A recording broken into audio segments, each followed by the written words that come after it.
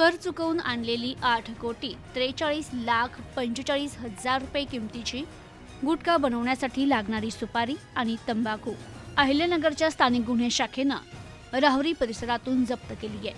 अहिल्यानगर जिल्हा पोलीस अधीक्षक सोमनाथ घारगे यांनी दिलेल्या आदेशानुसार स्थानिक गुन्हे शाखेचे पोलीस निरीक्षक किरण कुमार कबाडी यांनी पथक तयार करत अवैध धंद्यांची माहिती काढून प्रभावी कारवाई करण्याकामी सूचना आणि मार्गदर्शन करत पथकास रवाना केलं होतं।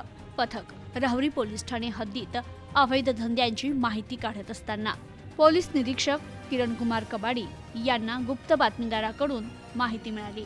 गुटखा बनवण्यासाठी लागणारी सडलेली लाल रंगाची सुपारी, तंबाखू हे अवैधरित्या कर्नाटक येथून आणून गुजरात राज्यात गुटखा बनवण्यासाठी शासनाचा कर चुकवून आणि बनावट बिले तयार करून जात असल्याची खात्रीशीर माहिती मिळाली। त्यानुसार ही माहिती पथकास देऊन सापळा रचून कारवाई करण्याच्या सूचना देण्यात आल्या। पथकाने राहुरी तालुक्यातील चिंचोली गावच्या शिवारात हॉटेल महालक्ष्मी चौधरी पॅलेस येथे सापळा रचून ट्रक चालक अब्रार अल्लाउद्दीन खान, तौफिक हनीफ खान, अक्रम इसब खान, इर्शाद ताज मोहम्मद मेहू, अशोक पारे, रखमाजी मगर, कालिदास काकडे, आसिफ पप्पू मेव, जमशेद अब्दुल रजाक खान, सचिन माने या 10 ट्रक चालकांना वाहनासह ताब्यात घेतलंय। पथकाने 13 वाहनांची पाहणी केली होती। त्यातील 10 वाहनांमध्ये चालक आढळून आले तर 3 वाहनात चालक आढळून आले नाही। संबंधित ट्रकची पाहणी केली असता त्यात लाल सुपारी आणि तंबाखू असल्याचं दिसून आलं।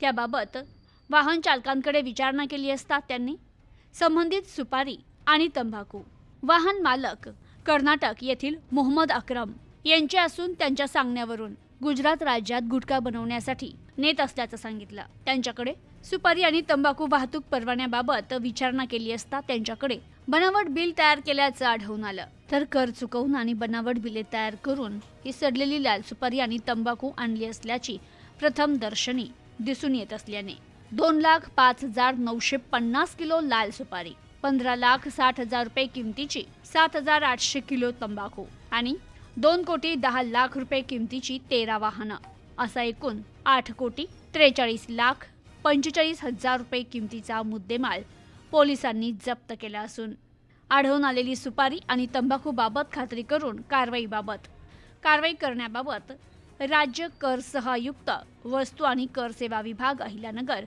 यांना पत्रव्यवहार करण्यात आला असून पुढील कारवाई वस्तू आणि कर सेवा विभाग अहिल्यानगर यांच्या मार्फत करण्यात येते आहे। संबंधित कारवाई अहिल्यानगर जिल्हा पोलीस अधीक्षक सोमनाथ घारगे यांच्या सूचना आणि मार्गदर्शनाखाली स्थानिक गुन्हे शाखेचे पोलीस अधिकारी अंमलदार यांनी केली आहे। Bureau report news today 24 Ahilyanagar.